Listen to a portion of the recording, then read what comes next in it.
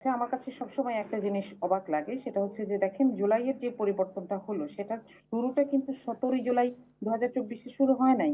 এটার আগে বাংলাদেশের রাজনৈতিক দলগুলোর, যারা তখন আওয়ামী লীগ ছাড়া অন্যান্য রাজনৈতিক দলগুলোর হুম, হুম, দীর্ঘ সময়ের সংগ্রামের ইতিহাস আছে। আমার হুম, কাছে যেটা অবাক লাগে সেটা হচ্ছে বিএনপি কেন যেন এই প্রসঙ্গে হীনমন্যতার পরিচয় দেন। যখনই জুলাই কিংবা জুলাইয়ের মাধ্যমে জন্ম নেওয়া এনসিপির বিষয়ে আলোচনা হয়, তখন বিএনপি, আমি জানি না এটার কারণটা কি, কেন যেন হীনমন্যতার পরিচয় দেন এবং এক ধরনের অস্বীকার করার মানসিকতা তাদের মধ্যে থাকে। হুম, হুম। দেখেন, আপনি একটু আগে আমাদের সহ আলোচক উনিও বলছিলেন জুলাই নিয়ে এত কথা বলার দরকার নাই, জুলাই নিয়ে কথা বলার দরকার আছে।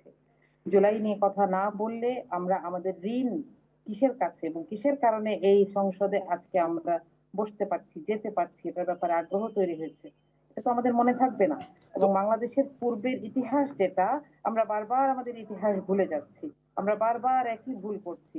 এখানে আমি একটু একটা কথা বলতে চাই, মুভ অন করতে যাওয়ার কোন ধরনের মানসিকতা আমি আমার দলের মধ্যে দেখিনি।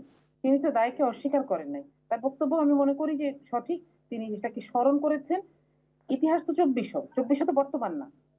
কিন্তু নিকট অতীতকে আমি যদি মনে না রাখি, তাহলে দূর অতীতের কথা তো আরো ভুলে যাব।